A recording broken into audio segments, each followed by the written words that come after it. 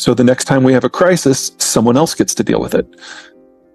Depends upon what else you have. So if you look at the Middle East, you're talking about an area where their biggest industries were pearling, frankincense, and fishing.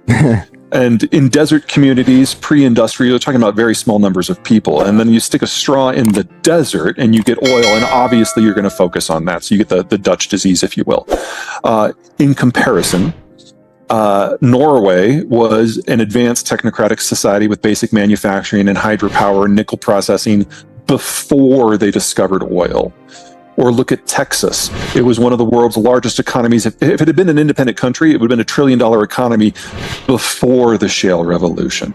So when you have crude, it doesn't necessarily make you a failed state. It depends upon what was there before. Gotcha. He was basically saying that Venezuela, the state, owes a lot of entities in the United States, not just in the petroleum sector, a lot of entities, a lot of money.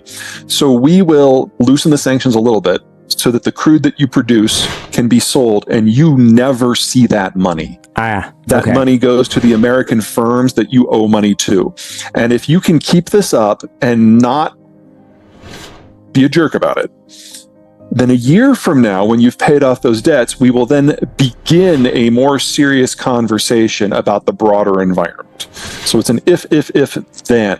So, I mean, do I think that Maduro is a great governor? No. Do I think he's the kind of person that should be allowed to be in control of Venezuela for the long run? Not really. I'd argue that maybe we're not the people to make that decision. That should be the Venezuelans. But we're setting the stage for theoretically what comes next.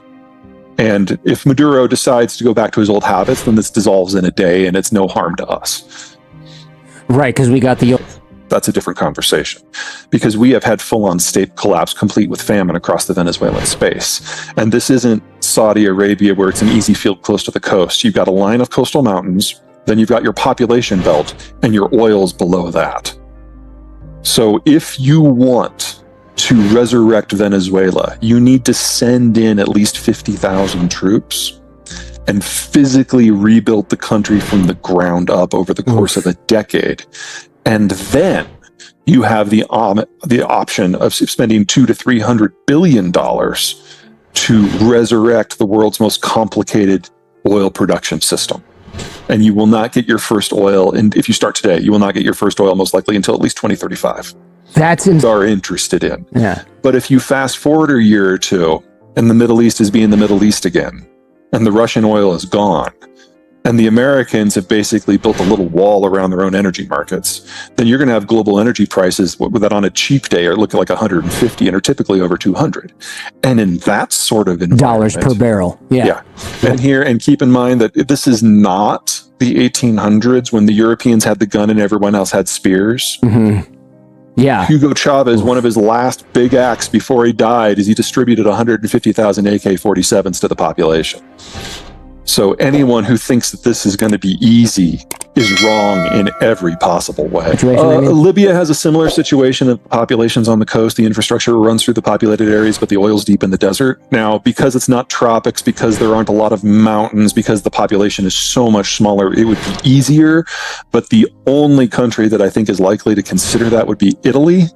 And I don't know how well you know your colonial history, but every time that Italy has tried to have a colony in the last 300 years, it's been a shit show. And I don't have any reason to expect anything else. Then you can basically declare independence from petroleum.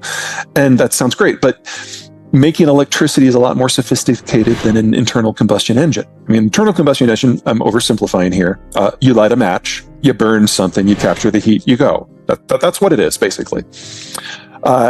If you want an electricity storage system and transmission system, you need an order of magnitude more machinery, more materials, and more different kinds of materials. You need your cobalt, you need your lithium, your copper, your zinc, and all the rest. And that means that you may, if you're successful, be able to declare independence from a world dominated by Venezuela, Iran, Iraq, and Russia. But it now means that you have to be inextricably linked to Canada and Mexico and Bolivia and Chile and Brazil and Argentina and Peru and Vietnam and Indonesia and Malaysia and Australia and Pakistan and India and China and Kazakhstan and mongooses right now to make the green transition work. It's a lot of copper. And we just don't have production capacity necessary to support this on a global scale. And we're losing the Russian stuff. And very soon we're going to lose the Chinese processing capability.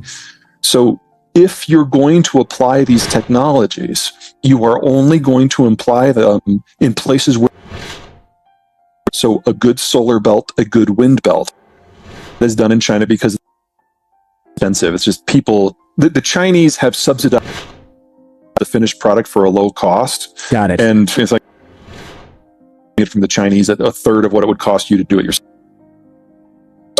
But 10 years ago, when they tried access, everyone went out and built out the processing 1920s technology. It's not hard. It's not even expensive.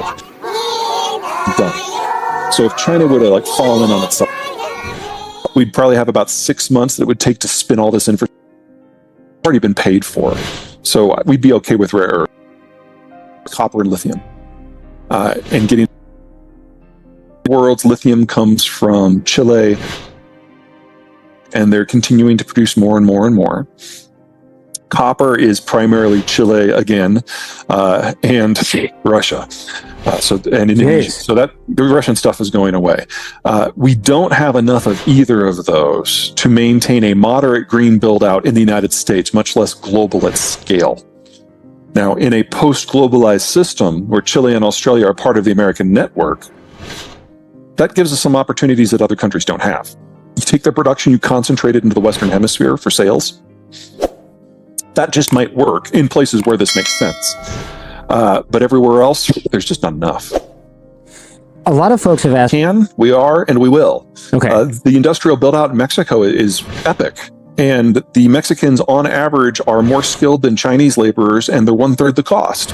Huh. So there are very, very few economic manufacturing sectors where the Mexicans are not already the low-cost, high-quality producer compared to China.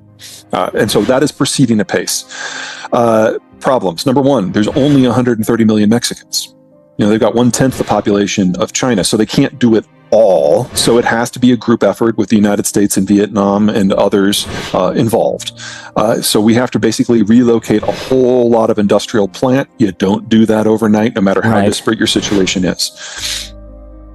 Second, electronics. What makes East Asia dominant in electronics is they've got a labor system that taps 12 different labor markets with different skill sets, all in close proximity. So you do the injection molding in one place, the die cast in another, you make the wires in one place, the wiring harness in another, you process the copper in one place, you make the semiconductor in another. And it's doing all of these things differently, efficiently, and then bringing them together for assembly at yet another place. In North